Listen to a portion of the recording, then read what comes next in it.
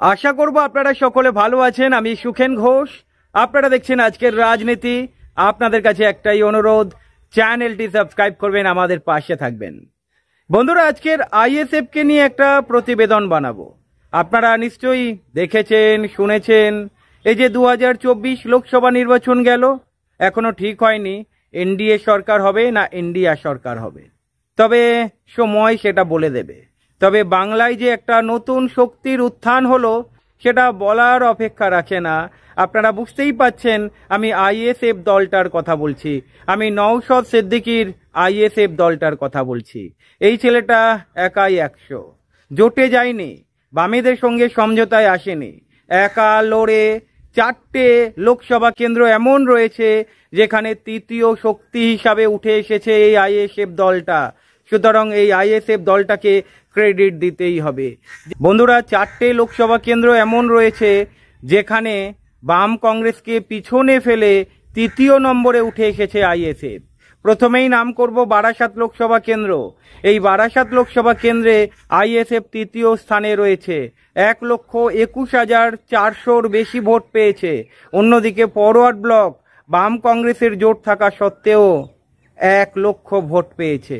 এখান থেকে বুঝতে পাচ্ছেন যে আইএসএফ দলটার উত্থান ঘটেছে। না হলে যেই দলটা প্রচারের আলোয় ছিল না, একা লড়ার সিদ্ধান্ত নিয়েছিল, সেখান থেকে বারাসাতের মতো লোকসভা কেন্দ্রে তৃতীয় শক্তি হিসাবে উঠে আসা, এটা কিন্তু মুখের কথা নয়। তার মানে আইএসএফ দলটা কিন্তু ধীরে ধীরে তৈরি হচ্ছে বলা যেতে পারে। আপনারা যদি যাদবপুর লোকসভা কেন্দ্রের কথা ভাবেন, আপনারা দেখবেন 4র্থ পজিশনে রয়েছে আইএসএফ, 83,000-এর বেশি ভোট পেয়েছে।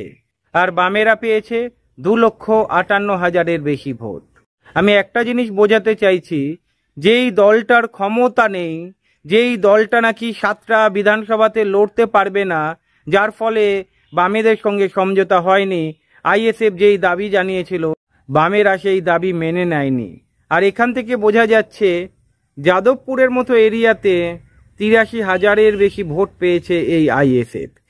তারপরে আলোচনা করব বসিরহাট লোকসভা কেন্দ্র। এই বসিরহাট লোকসভা কেন্দ্রে আইএসএফের উত্থান দেখা গিয়েছে, যেখানে বামেদের নিয়ে এত কিছু হলো, বামেরা 78,000 পেরোতে পারল না, কিন্তু আইএসএফ দেখিয়ে দিল তৃতীয় পজিশন দখল করে। 1,23,500 ভোট পেয়েছে আইএসএফ। অন্যদিকে যদি দেখেন মথুরাপুর লোকসভা কেন্দ্র, এই কেন্দ্রেতেও আইএসএফ তৃতীয় শক্তি হিসাবে উঠে এসেছে, 87,000-এর বেশি ভোট পেয়েছে। অন্যদিকে বামেরা মাত্র 61,000 ভোট পেয়েছে। বাম কংগ্রেস যেখানে এক ছিল, মানে একসঙ্গে লড়েছে, বাম কংগ্রেস মিলে 61,000 ভোট, আর আইএসএফ 2021-এ দলটা তৈরি হওয়ার পরে 87,000-এর ওপরে ভোট পেয়েছে। কি বলবেন বন্ধুরা এখানে? তার মানে কি আইএসএফ এর উত্থান হচ্ছে, ধরে নেওয়া চলে? প্রশ্ন আপনাদের কাছে রইল, উত্তর অবশ্যই দেবেন। জয়নগর লোকসভা কেন্দ্র, এখানেও আইএসএফ 4.4% ভোট পেয়েছে, অ্যারাউন্ড 65,000-এর বেশি ভোট পেয়েছে। আর অন্যদিকে বামেরা ওই 41,000 মতো ভোট পেয়েছে, মানে 2 পয়েন্ট সামথিং। হিসাব করবেন একবার।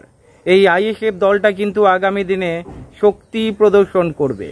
লোকসভা নির্বাচনে প্রথমবার লড়ছে, আর প্রথমবার লড়াতেই 4টে লোকসভা কেন্দ্র এমন রয়েছে যেখানে 3rd পজিশনে রয়েছে, যেখানে ভোট পার্সেন্টেজ পেয়েছে কোথাও 8%, কোথাও 6%, কোথাও 5.5%। অনুমান করতে পাচ্ছেন আইএসএফ কিন্তু আগামী দিনে একটা শক্তিধর দল হয়ে উঠে আসতে পারে। আপনাদের কি মনে হয়? কমেন্ট করে জানাবেন। ভালো থাকবেন।